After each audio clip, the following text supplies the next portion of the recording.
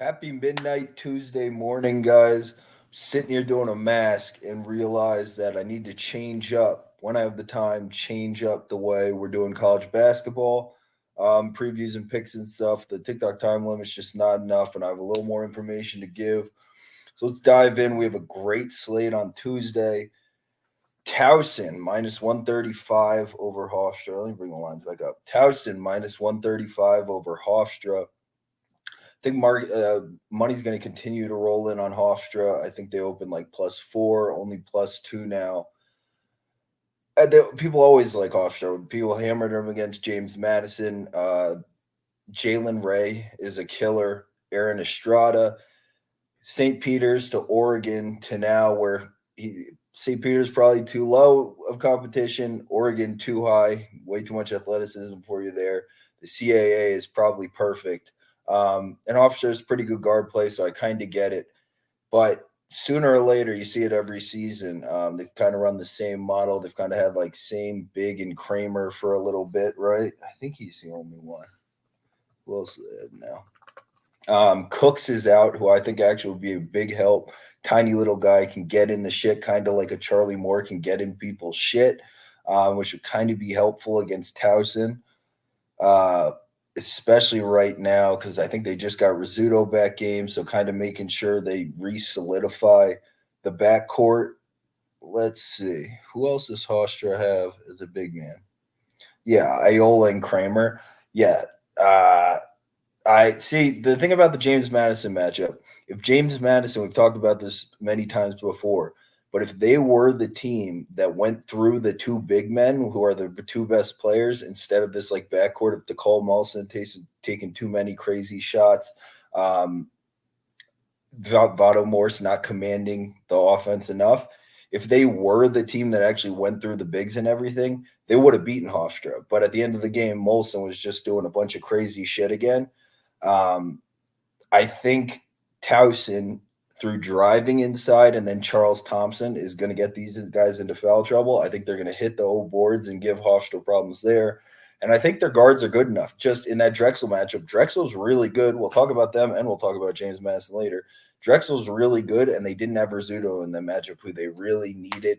Holden was all fucked up, just coming off the broken jaw. Much better spot here against Hofstra at home. I think their guards can hang Terry Nolan and Rizzuto and Timberlake. The combo of all those guys can hang with Ray, Silverio, Estrada at home. I'm confident in that. I really like Towson. I haven't really finalized bet sizing and stuff yet, but I'm going to have at least sushi, probably a pancake on Towson, especially if the line continues to get better. Super comfortable with Hofstra money rolling in. Miami, let's try and go in order, actually. Let's see what we can do about going in order. I think USC, we like trusting USC. They got a game back in under their belts after, I believe, a COVID pause. So now they play Stanford. Do you think Stanford kind of could be sneaky this season at home? I like the point guard McConnell. I think he helps them get enough done in certain situations. But like minus 225 on Southern Cal is probably pretty safe. Rutgers, let's see what it opens up at. I believe it's gonna. Has it opened up? No. Why don't I have anything? I should have something. All right. So if I do these overnight things, they're just gonna have to be a little spastic. Oh, +3. Oh, +3. I would lean Rutgers way. I don't know. Penn State's feisty as shit though. They actually played pretty well against Purdue, who we don't think that highly of, and then they beat Northwestern, who is kind of playing like shit right now. Chase Audi's is just so spastic. When you watch Northwestern play, does it not like? Although you guys say Ohio State was hitting absolutely everything, definitely fading Ohio State with Wisconsin next game. They were just hitting absolutely everything. Um, I kind of think Penn State can pull it out, but I would lean Rutgers' way. Rutgers actually takes care of the ball pretty well. Love Ron Harper. Would lean Rutgers' way. Don't really want to take it though. Um, let's see what's next. I have a few big dogs that I'm looking at just to see if they can win outright. Because I think Northern Illinois actually has a decent chance against Kent State as like a +885 dog. That's kind of crazy. Just because Kent State can kind of beat anybody, but they can lose to absolutely anybody, especially a team like Northern Illinois they're both gonna turn each other over. This is gonna be an ugly, sloppy kind of game, kind of similar to San Diego um, versus Pepperdine tonight, where we said definitely lean the San Diego side because it's just gonna be a slop fest, and you shouldn't be giving either side plus 165. Well, in this matchup, probably shouldn't be given either side plus 885 or 15 and a half points. 15 and a half points. I mean, Kent State, if Sincere Carey comes mentally into it, um, and they really like kick out and start to play well and everything snowballs, that's the thing. It could snowball and those 16 can get covered. But there is definitely a world where freaking Northern Illinois can win this game. Just a super sloppy, low 60s game, mid 60s game where they get some free points in transition. There's some fouls. Kent State's not always the smartest. I'm going to have to look at a little Northern Illinois tape tomorrow and get back. I lean St. Louis over Dayton. I assume Dayton money's got to come in. It's at 3 now. People like Dayton. I want to think people were betting Iona versus St. Louis last time out. I like St. Louis. I don't know about how. I think Hargrove can at least hold up enough, but that's at one position. They have a lot of bigs to throw at you at Dayton. Dayton is at home. If you're going to play, and Dayton just kicked the crap out of George Washington on the road last time out, kind of shows a little bit. Maybe they're continuing to progress. St. Louis is tough, and I really like Jimerson. He's probably the best closer in this game. They're the more experienced team with the better guard play. I think you definitely got to lean St. Louis's way. If that gets up to like 4 or 4.5, I think I'll take the spread there. Bowling Green at Ohio is another one I'm looking at because that's a game where it goes one of two ways. Because dude, Ohio is always going to continue to get this love from everybody, partly because of what Preston did, partly because they're well coached. And now they have Sears, who's kind of semi picked up where they left off, although Sears is not Preston, and he is not running the same as Preston. I like Sears, but he's just not Preston. Not like it's weird to say physically gifted like Preston, but he's not as big as Preston.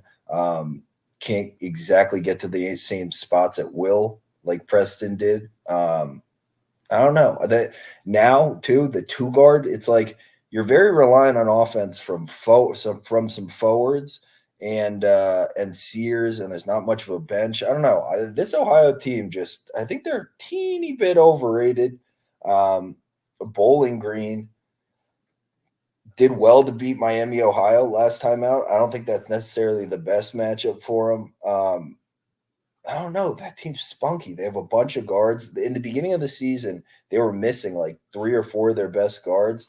Like who was it? Like the Matheny guy.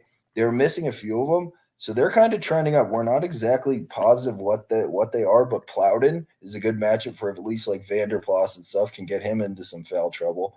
But they were missing a few of these guys. Um, on the big dogs I'm looking at, it's gonna be Bowling Green, Central Michigan, Indiana State, Northern Illinois, and then there's one I know I'm definitely taking, so I'll give that one away later. But I'm Bowling Green, Central Michigan, Indiana State, Northern Illinois. If anybody has any feedback, would love to hear it. Hopefully, I can start doing this at normal time so that then I can just respond to matchup questions live instead of in all the comments, and people can give feedback on this kind of crap, and we work together to solve the puzzle. But yeah, Bowling Green, they're like they didn't have Myron Gordon for a set of games. The Matheny kid's very important to them. They didn't have him for a set of games. So I kind of think, I don't know. Kind of think this team could be trending up. Another one I have to look at a little more. But Plowden's good. Reese is good. Diggs, if he gets hot, can hit a lot of shots, and they were shooting well against Miami. We'll see. Oh, what's next? What is next? James Madison over Northeastern is like -3.5, around -180 right now. See, James Madison, I don't necessarily think can beat those like top-ish tier teams because of the fact that they just don't optimize their win condition. Again, we'll say it again. You need to go to like the Agami or Amami or whatever and Wooden or whatever inside. Those two are really, really good. Once next year maybe comes and they're a little bit because they are kind of alpha guys, but once they're a little bit higher on the food chart, I think that James Madison will be better. But I still think I think they could probably cover the -4 too. Because think about Northeastern without Shaquille Waters, who was like a big, like 6'6" big guard who used to be like an off guard, but hadn't played point this year because they had so little experience otherwise. But he kind of led the like he was like the head of the snake on both ends. Without him, he seems to still be out unless he's coming back next game. Maybe that's why there's 4s, 3.5s available. Maybe some people, no, I don't know. I think the line might even be a little bit closer because if we're only 7 against Towson without him, I think the line would be a little closer against James Madison. James Madison's sentiment's kind of at the bottom right now. They just keep failing different whatever tasks, markers. And I think they keep falling. But it's literally you got to stop letting Cole Molson take all these freaking shots. You got to stop letting like the guards run, play everything through the bigs, and you'll have a ton more success. But I think it's Northeastern without Waters. They're not even that big on defense, which is kind of a big attribute of theirs. At least at the head of the snake, and they let the guards do too much. I think the James Madison guards will be able to do too much in this matchup. So I'll take James Madison. I lean him. Lean James Madison. I don't know if I want to lay it. But if you're gonna, it's a good spot to jump by James Madison. I think. I think this is like a bottom for them.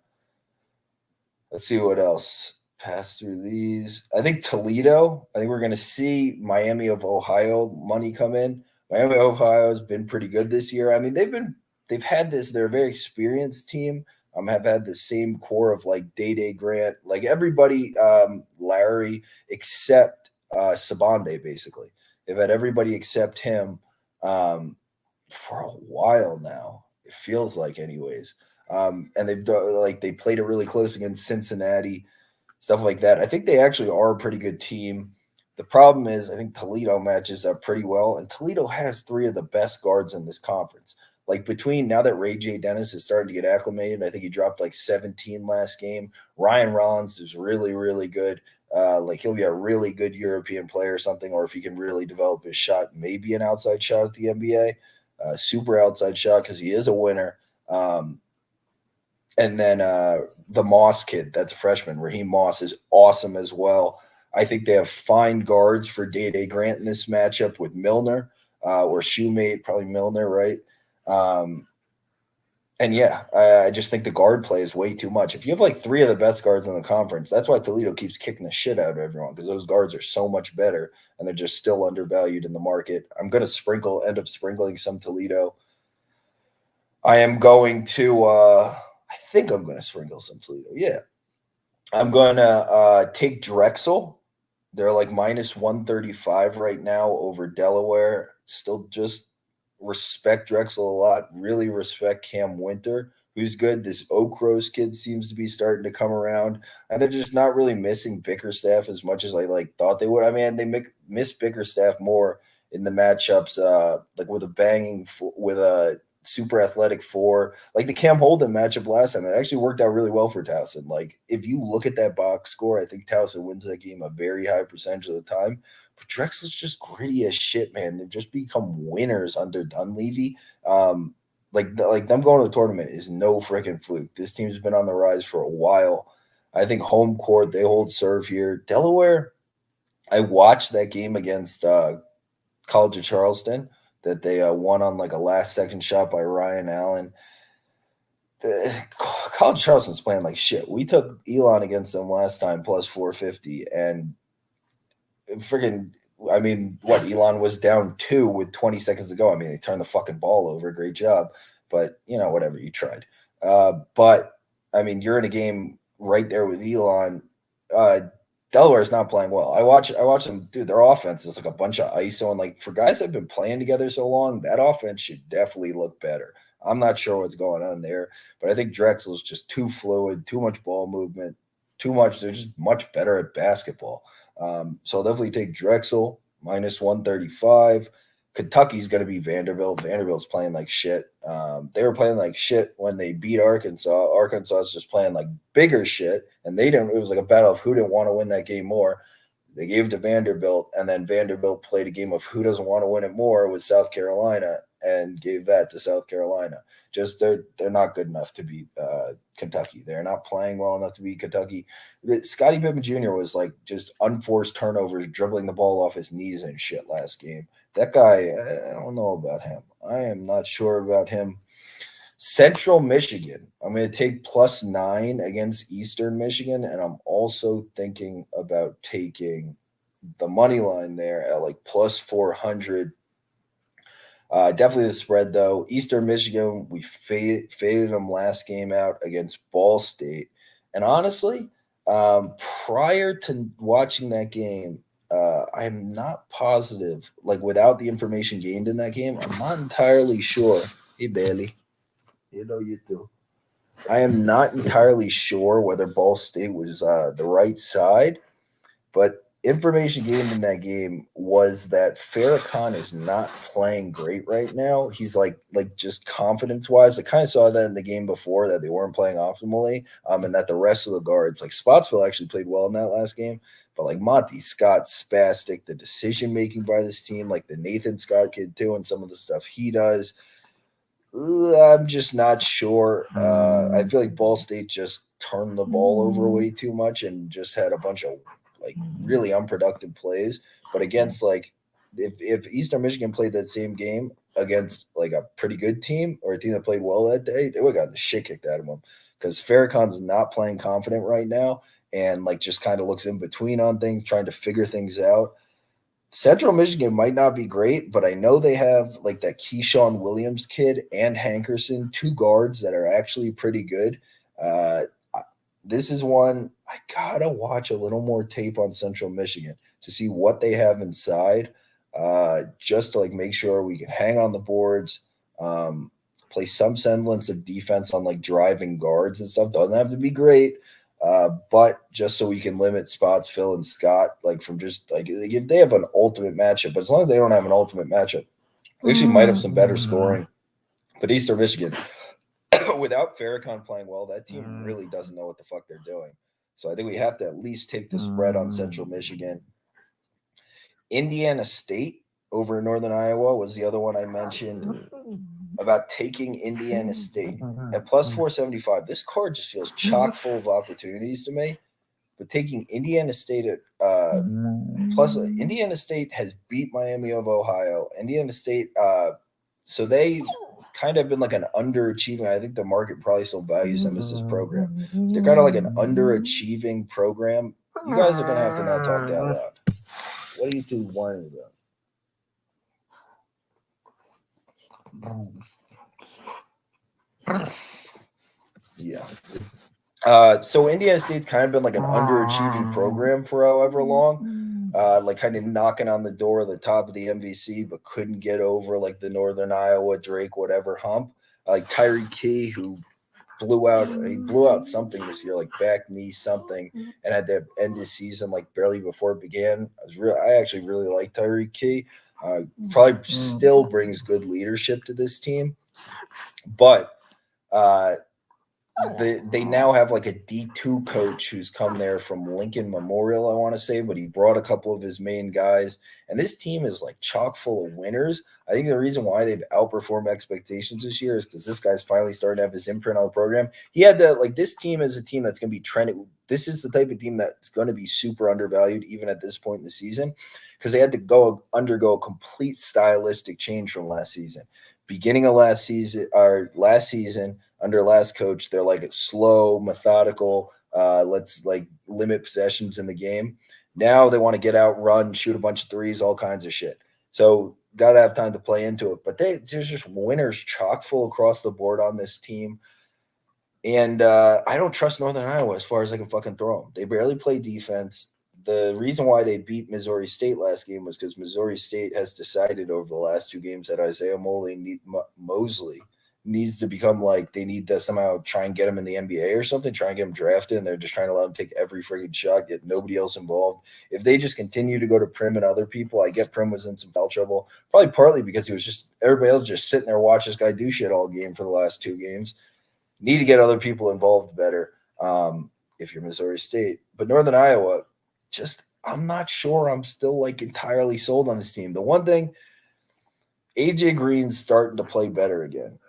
He was like complete space cadet at the beginning of the season, and they're not going to be able to win too much without him. Like Fife is kind of like, I don't know whether that guy. I think he's just like eternally injured or something. Noah Carter's still young enough. I don't know.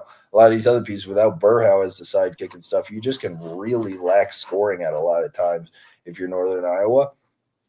Don't play great defense, especially from the 3-point line. Indiana State can hit a lot of threes.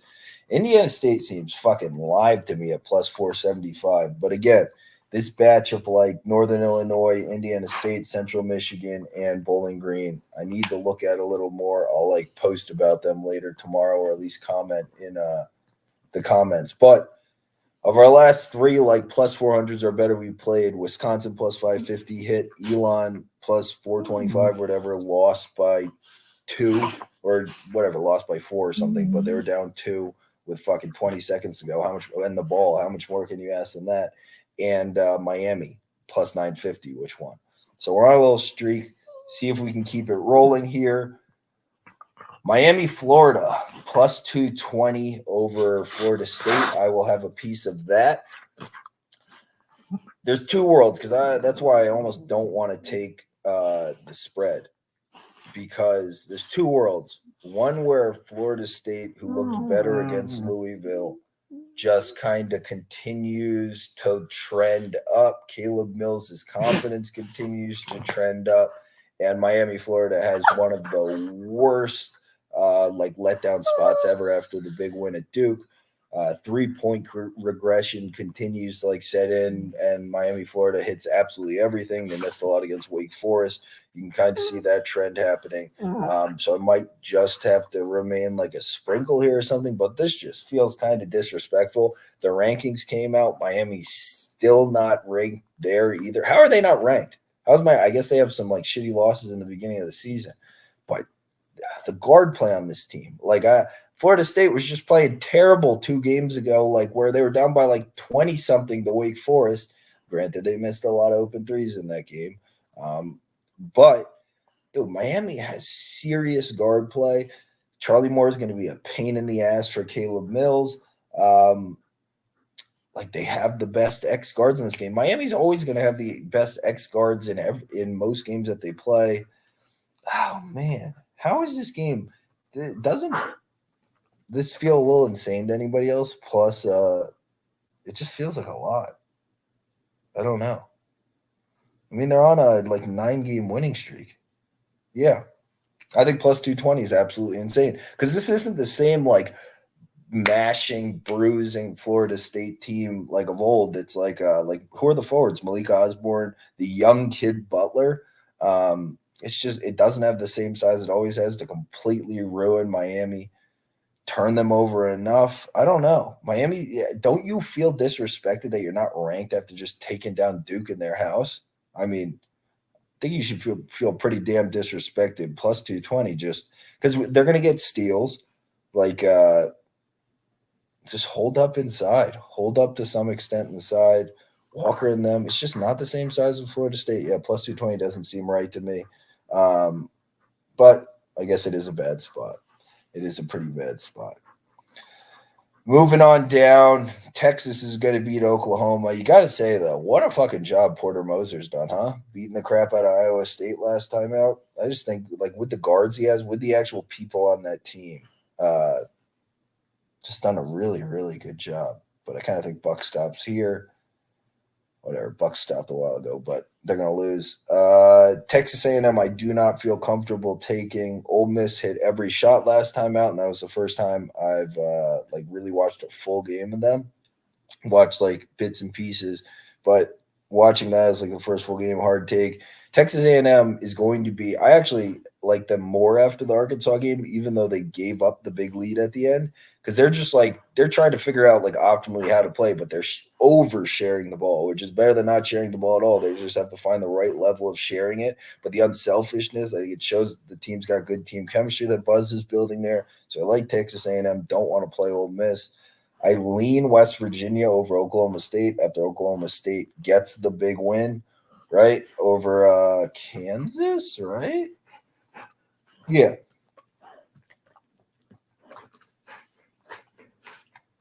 Yeah, I think they did. No, Kansas lost to Texas Tech. Who did Oklahoma's? Oh, Oklahoma State beat Texas. Yeah, Texas isn't that good though. They're so much more athletic and so much more talented. That's probably why they won the matchup.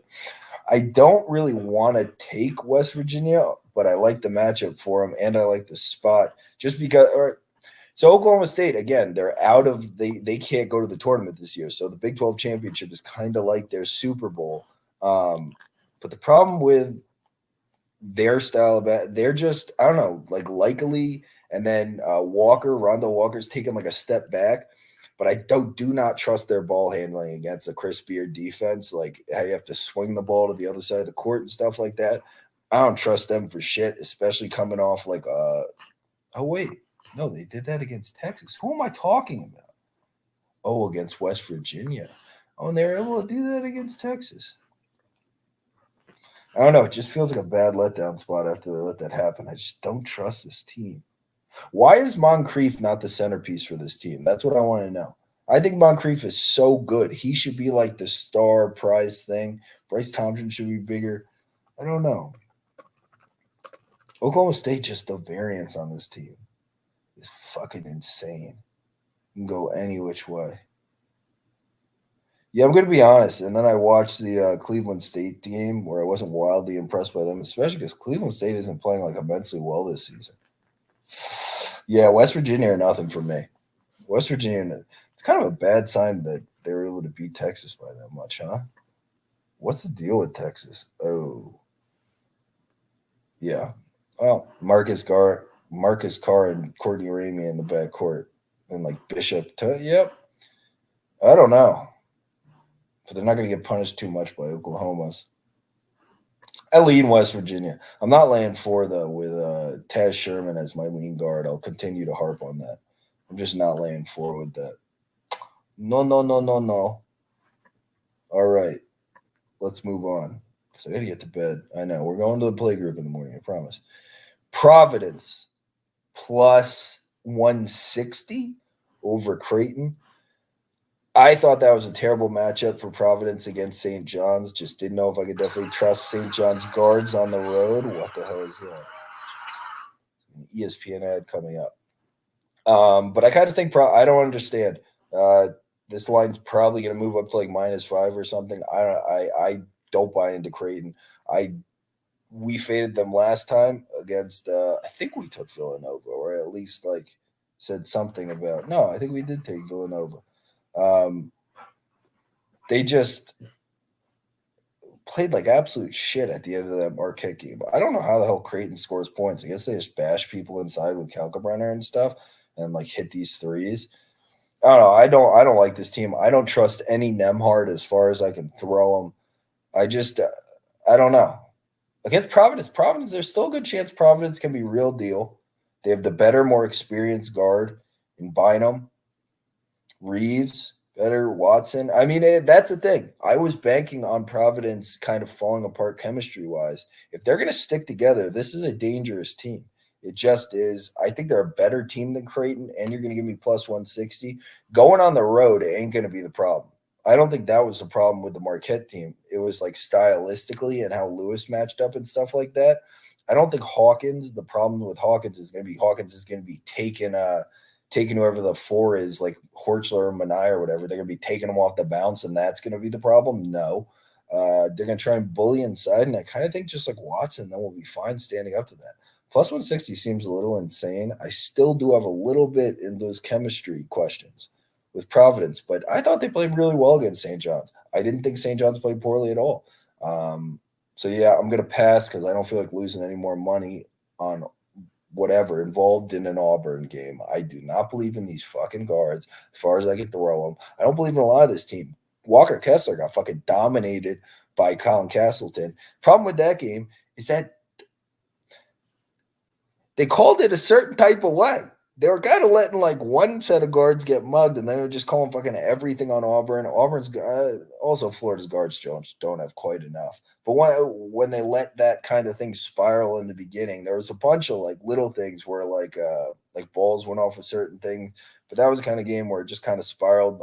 Florida couldn't quite pull it back in. but I'm not trusting Auburn's guards on the road. I know there's some fraudulence there. Like Wendell Green turning it over all the time. They kept turning it over. Yeah, I'm not sure about that. All right. The big dog. We've come to the grand finale, I believe. Let's see. We checked them off. All of these. Yes, we got to them. And then we'll do NBA. But grand finale, Valpo plus 1,000 over Loyola Chicago. I am 1,000% taking a piece of Valpo plus 1,000.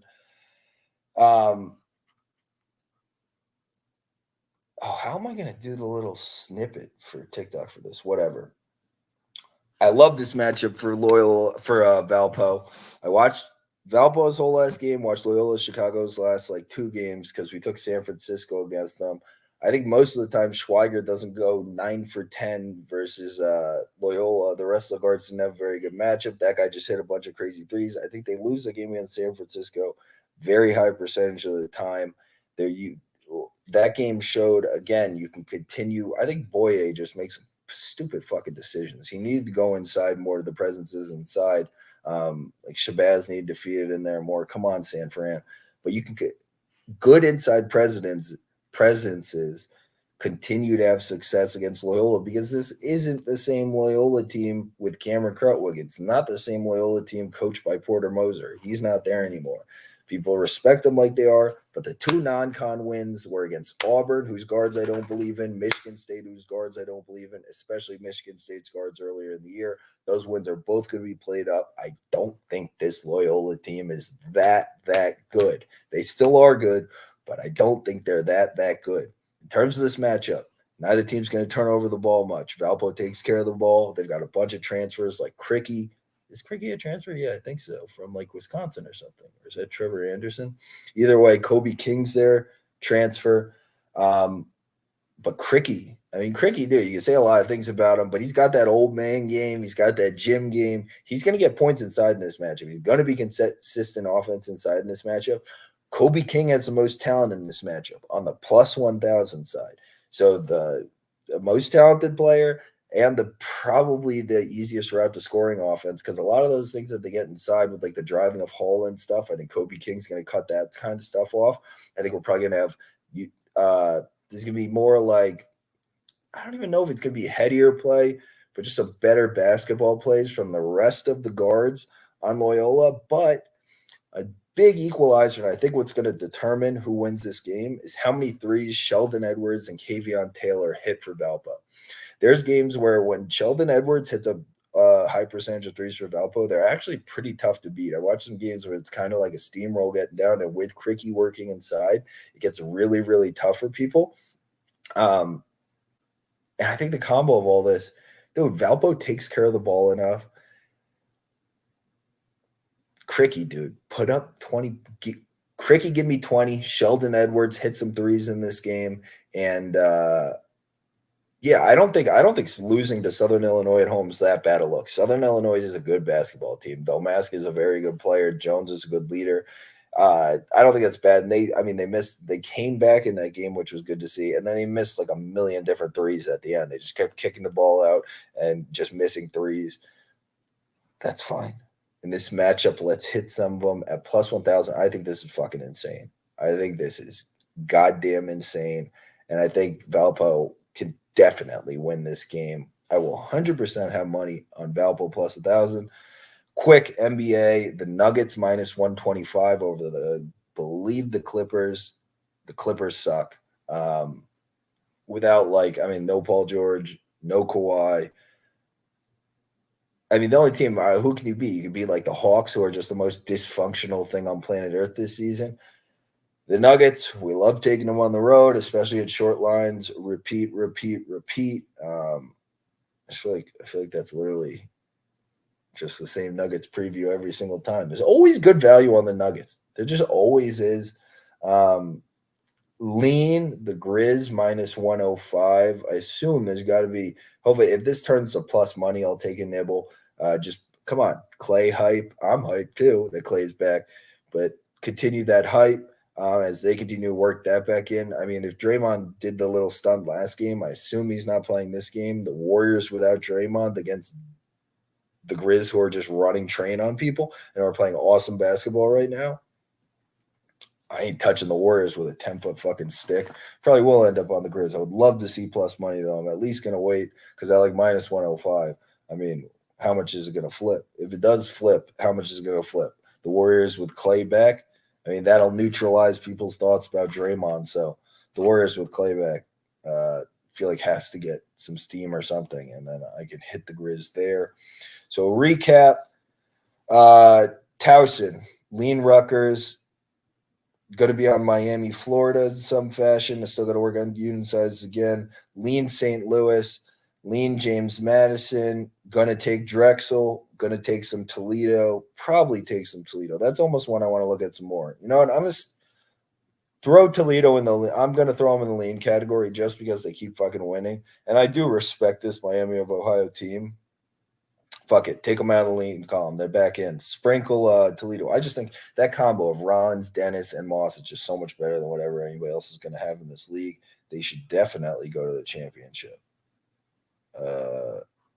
Providence plus 160, Lean West Virginia.